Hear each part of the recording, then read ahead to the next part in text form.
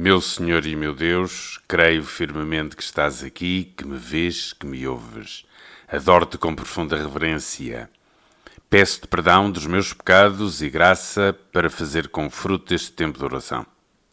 Minha Mãe Imaculada, São José, meu Pai e Senhor, anjo da minha guarda, intercedei por mim. Hoje é o terceiro domingo do Advento, conhecido como Domingo Gaudete. Gaudete é um verbo latino que significa alegrai-vos, e é a palavra latina com que se inicia a antífona da entrada da missa de hoje. Gaudete in Domino semper.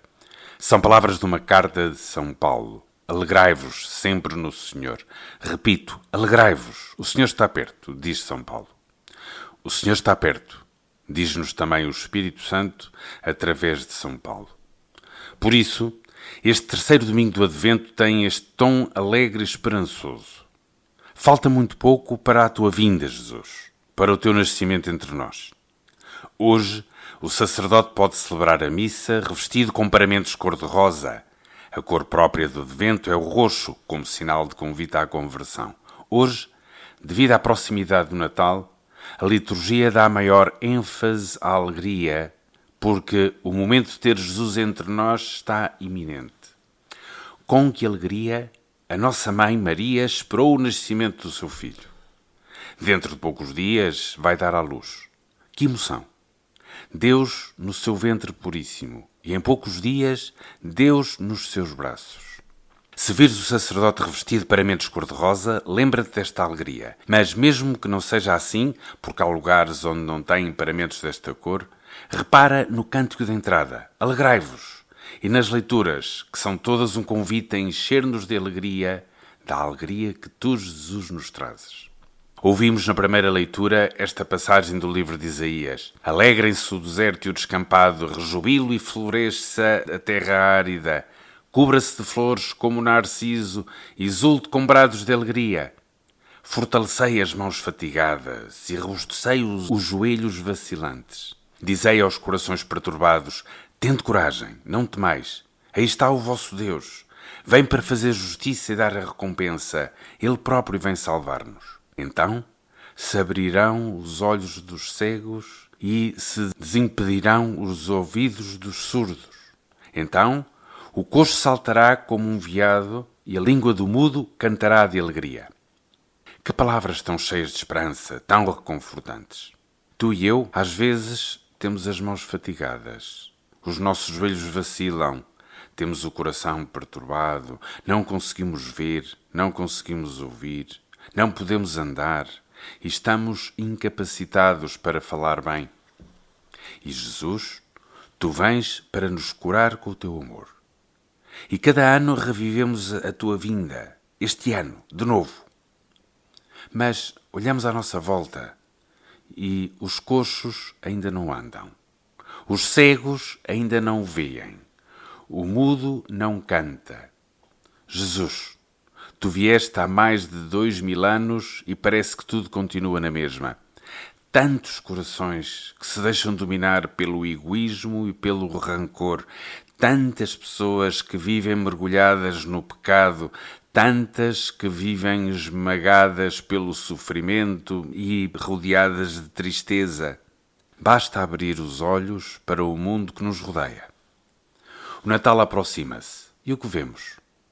Filas e filas nos centros comerciais. Anúncios e mais anúncios que convidam a comprar isto e aquilo, como se a alegria dependesse de ter tudo o que desejamos.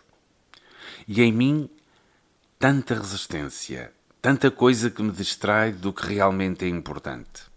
Tanta ocasião em que a minha alegria depende da vida correr de acordo com os meus desejos. Parece que as palavras de Isaías são muito bonitas, mas no fundo são uma ilusão. Jesus, então, como é? Às vezes, nós queremos ter resultados imediatos e espetaculares. E como não os vemos, pode entrar no coração um certo desânimo ou resignação. Tenho de aprender a ver com os teus olhos, Jesus. Em Belém, não se vê um Senhor poderoso que vence todos os seus inimigos. Nasce o Salvador, o Rei dos Reis. Mas vemos um recém-nascido num lugar próprio de animais, indefeso, que chora e tem frio, que mal consegue ver e não sabe falar. E é assim que tu nos salvas, nos proteges, nos curas. Jesus, ajuda-me a perceber a lição que tu nos dás. Ajuda-me a ver com os teus olhos, a ouvir o que nos dizes, a perceber como contigo o meu coração nunca mais estará perturbado. Tu, Jesus, dás-nos uma lição de humildade.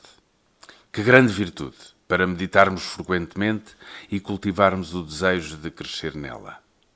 O tempo do Advento que estamos a viver é propício para isso, porque só sendo humildes é que veremos como a profecia de Isaías já se cumpriu a partir do momento em que tu, Jesus, vieste até nós. A alegria que tu nos dás não é a ausência de contrariedades ou de qualquer sofrimento, mas é ver como tu transformas tudo, dando-nos o teu amor.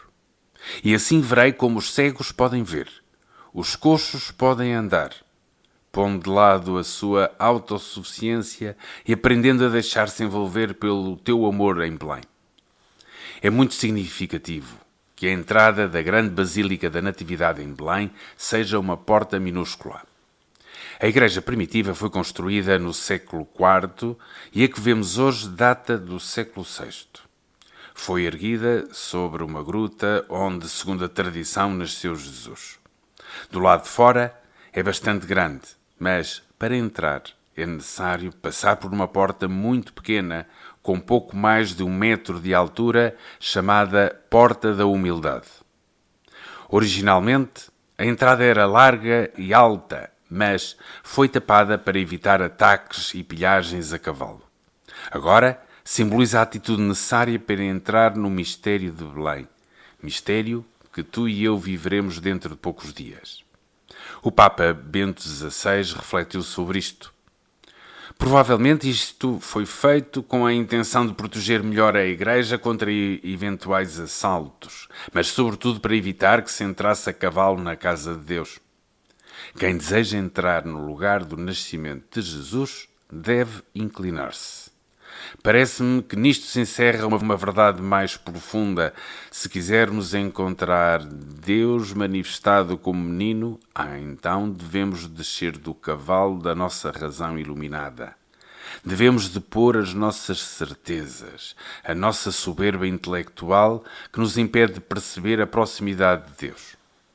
Vês como precisamos de nos humilhar, deixar de lado o nosso orgulho e a nossa arrogância, o nosso desejo de causar boa impressão aos outros, de projetar uma boa imagem? Precisamos de descer do nosso cavalo, como se diz coloquialmente, descer do nosso burro, das nossas certezas, dos nossos pontos de vista, da nossa segurança, do desejo de controlar a situação ou até os outros.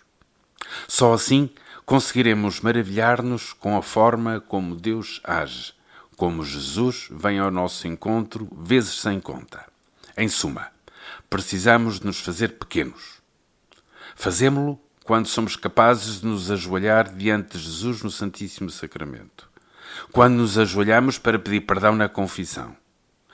Também quando permitimos ser ajudados, amados e cuidados. Tu dizes-nos, Jesus, se não vos tornardes como crianças, não entrareis no reino dos céus.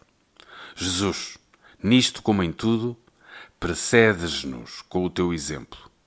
Antes mesmo de nos humilharmos, tu já o fizeste, assumindo a nossa natureza humana como uma criança completamente indefesa, necessitada de cuidado e afeto, uma criança que carece de todo o conforto material, mas possui a única coisa verdadeiramente importante, o amor da sua mãe e do seu pai. E que mãe e que pai! Uma mãe e um pai que agora são também meus. Esta é a loucura de Deus pela humanidade, por ti e por mim. Recorremos a eles.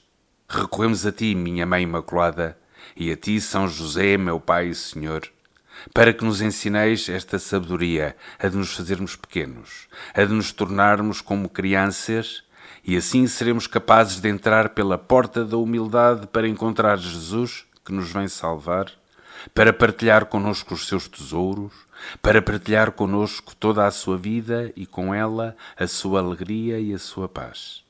Deste modo, veremos como o deserto já floresceu, cheio de rosas.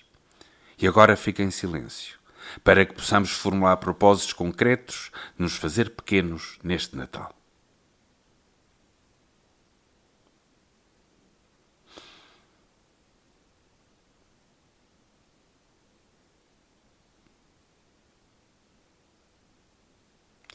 Dou-te graças, meu Deus, pelos bons propósitos, afetos e inspirações que me comunicaste nesta meditação. Peço-te ajuda para os pôr em prática. Minha Mãe Imaculada, São José, meu Pai e Senhor, anjo da minha guarda, intercedei por mim.